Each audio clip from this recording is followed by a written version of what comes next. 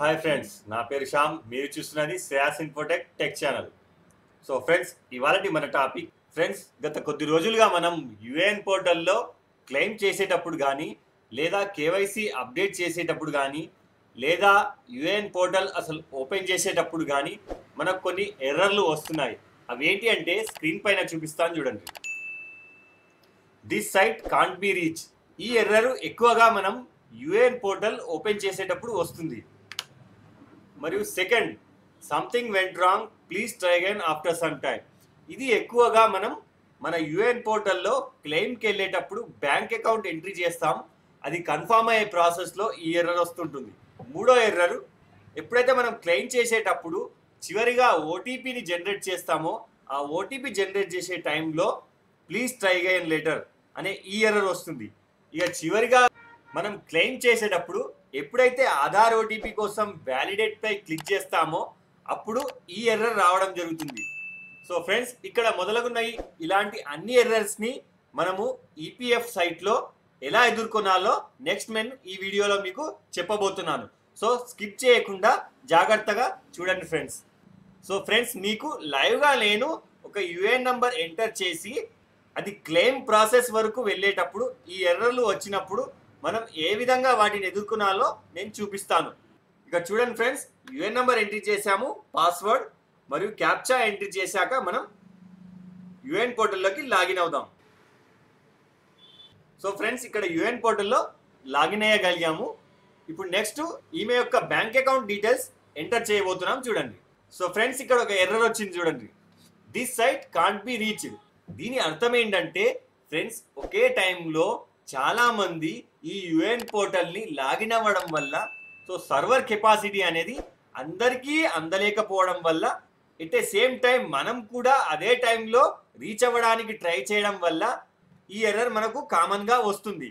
So ఇక్కడ వరకు మనము ఇది క్లోజ్ చేయకుండా సింపుల్గా ఫ్రెండ్స్ ఇక్కడ రీలోడ్ అనే ఆప్షన్ ఉంటుంది, దానిపై క్లిక్ చేస్తే ఇది మళ్ళీ అక్కడ నుంచే ప్రాసెస్ రిట్రై చేయడానికి ట్రై చేస్తుంది.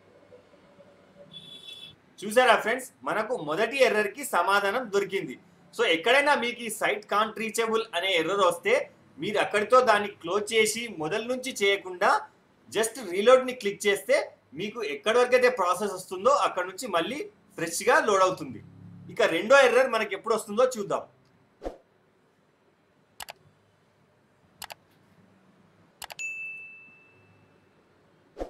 చూసారా ఫ్రెండ్స్, ఇది రెండో ఎర్రర్.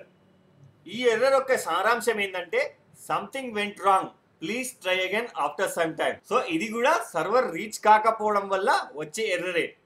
ఈ ఎర్రర్ అనేది కామన్గా మనకు బ్యాంక్ యొక్క డీటెయిల్స్ ఎంట్రీ చేసి క్లెయిమ్ ప్రాసెస్కి వెళ్తామో అప్పుడు ఈ ఎర్రర్ కామన్గా వస్తుంటుంది. సో ఇక్కడితో కూడా మనం క్లోజ్ చేయకుండా సింపుల్గా ఓకే పై క్లిక్ చేసి మళ్ళీ వెరిఫై పై క్లిక్ చేయాల్సి ఉంటుంది. చూసారా ఫ్రెండ్స్, నేను ఎలాంటి విండో క్లోజ్ చేయకుండానే అక్కడితోనే ఎక్కడైతే ప్రాసెస్ అయిందో అక్కడి నుంచోనే మనం కంటిన్యూ చేయగలుగుతున్నాం చూడండి. ఇక్కడ మళ్ళీ ఈ ఎస్ పై క్లిక్ చేసి ఫార్వర్డ్కి వెళ్దాం. సో ఇక్కడితో మనకు వచ్చే రెండో ఎర్రర్ కూడా ఈజీగా సాల్వ్ చేయగలిగాం. ఇక మూడో ఎర్రర్ చూడండి.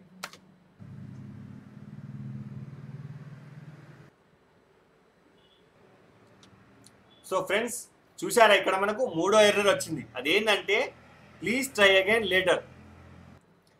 ఈ ఎర్రర్ని కూడా మనం ఇంతటితో క్లోజ్ చేయకుండా గెట్ ఆధార్ ఓటీపీ అని మళ్ళీ క్లిక్ చేయాల్సి ఉంటుంది.